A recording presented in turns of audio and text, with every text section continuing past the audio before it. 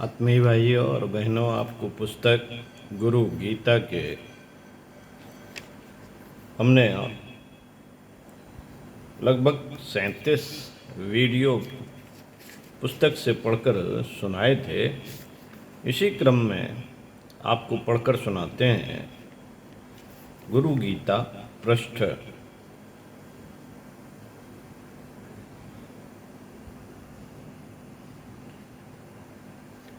153 से।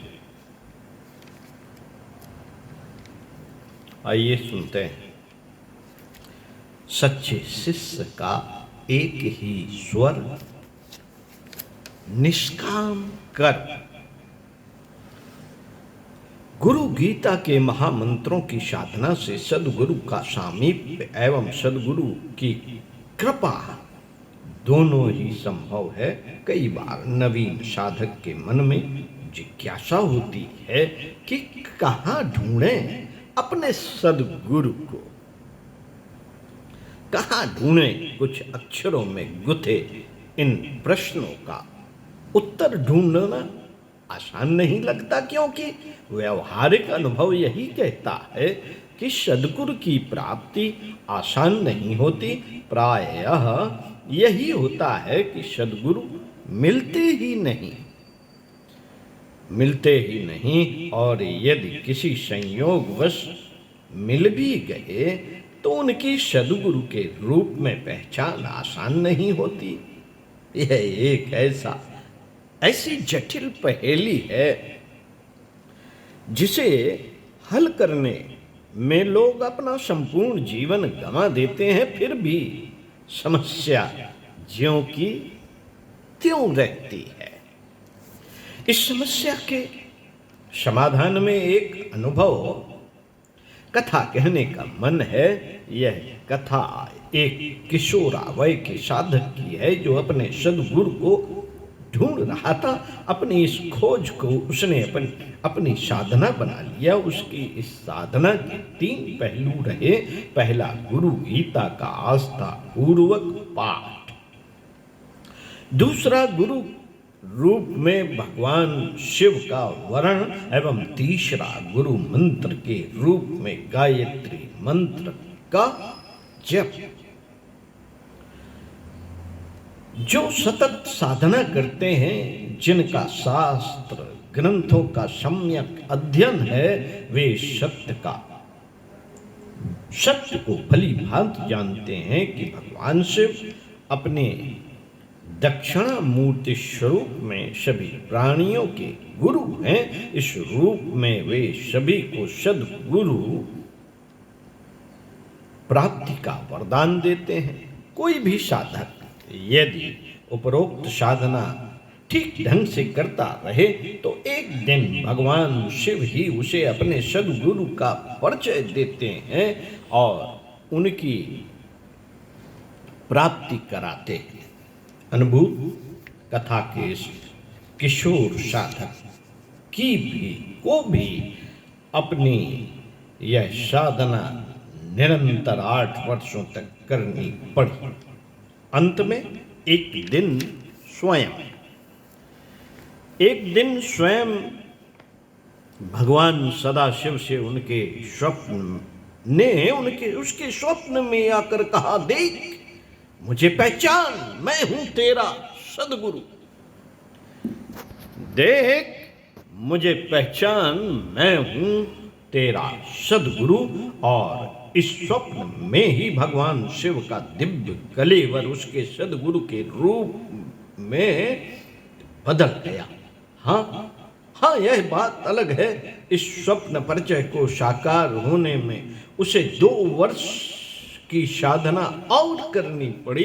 इन 2 वर्षों में परिस्थिति चक्र में आश्चर्यजनक मोड़ आए। उसे उसके सद्गुरु का सानिध्य भी मिला और कृपा भी।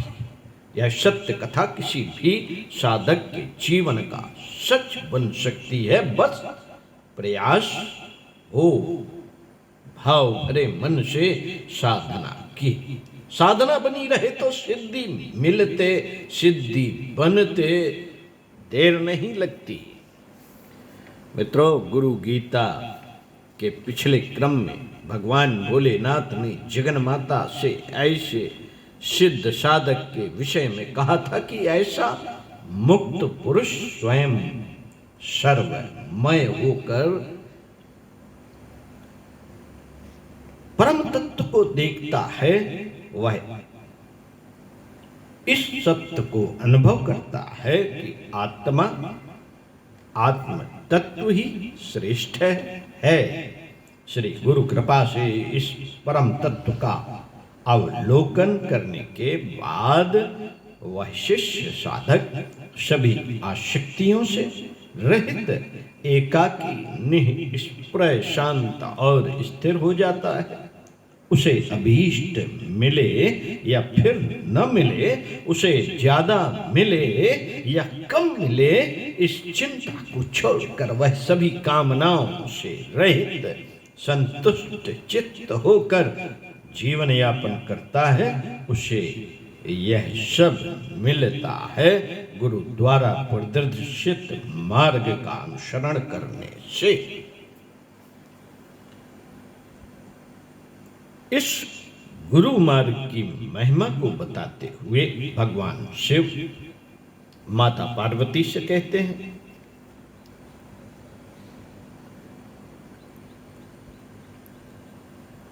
उपदेशः तथा देवी गुरु मार्गेण मुक्तिदाः गुरु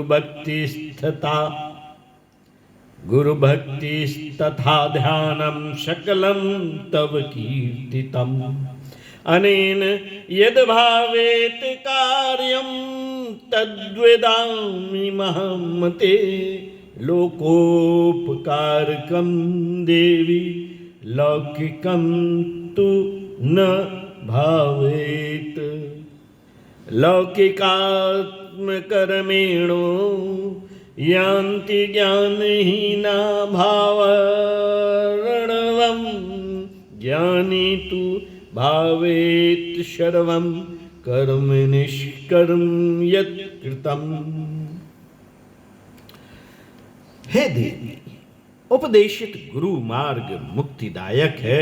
गुरु की भक्ति, गुरु का ध्यान और वह सब जो आपसे कहा गया है, इस सब का उपयोग साधक को लोक कल्याण के लिए करना चाहिए, ना कि लौकिक कामनाओं को पूरा करने के लिए।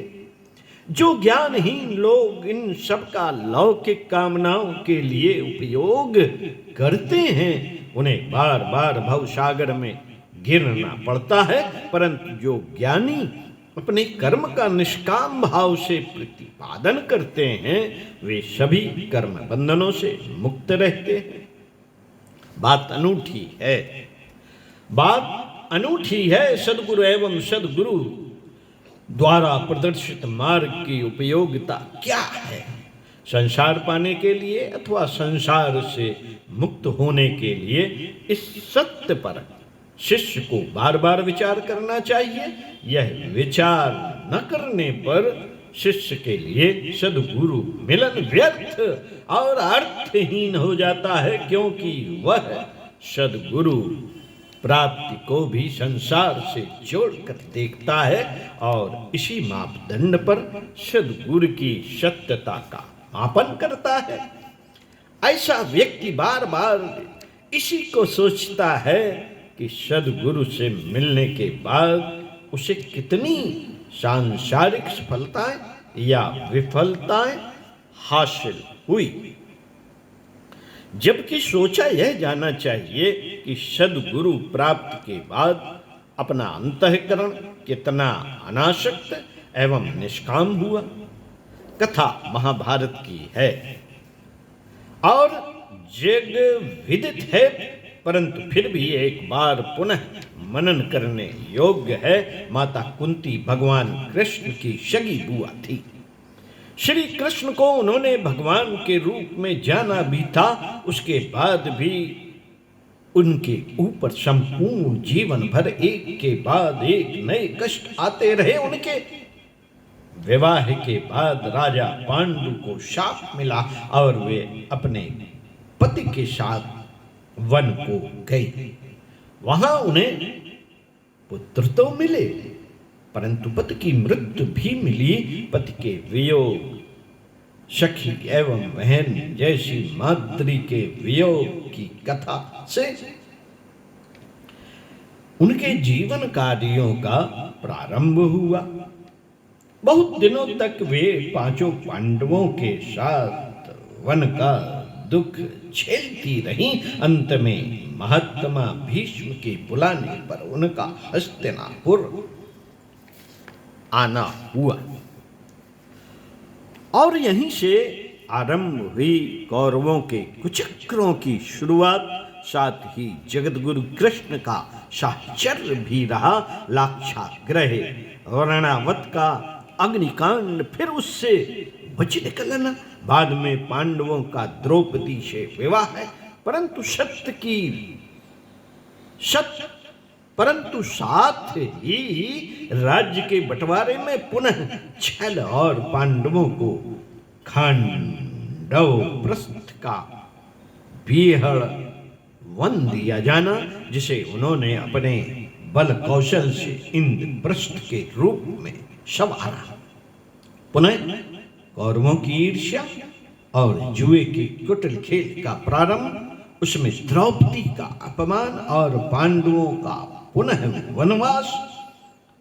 वन में 12 वर्षों तक निरंतर कष्टों को सहन करना, फिर 1 साल के अज्ञातवास में छिपे रहना। इसके बाद प्रारंभ हुआ महाभारत का महासंग्राम और इसके बाद कुंती का पुनः वनगमन और वहां उनकी मृत्यु। इतनी दुस्सह व्यथा सहने वाली कुंती से जब कृष्ण ने पूछा, बुआ तुम्हें क्या वरदान चाहिए, तो उन्होंने बड़ी भक्ति से कहा है, हे केशव, मैं दुखों का वरदान चाहती हूं। चकित कृष्ण ने उनसे जानना चाहा, इतने दुखों के बाद फिर से दुखों की चाहत क्यों है? तो वे बोली, हे केशव, जीवन के दुखों में तुम्हारी याद बहुत आती है और हे भक्तवत्सल प्रभु, मैं तुम्हें कभी नहीं भूलना चाहती। सो हे जनार्दन, वे दुख बहुत अच्छे लगते हैं जो मुझे तुम्हारी याद दिलाते हैं। बस यही मांगने, बस यही सच्चे शिष्य का स्वर है और वह गुरु से कहता है, उनसे मांगता है। जो इस तत्व को, सत्य को जानता है वही शिष्य है और उसी ने गुरु गीता के मर्म को जाना। ओम शांति। साथियों, इसी क्रम में आपको अगले वीडियो में पढ़कर सुनाएंगे गुरु गीता का प्रत्येक अक्षर मंत्र राज है।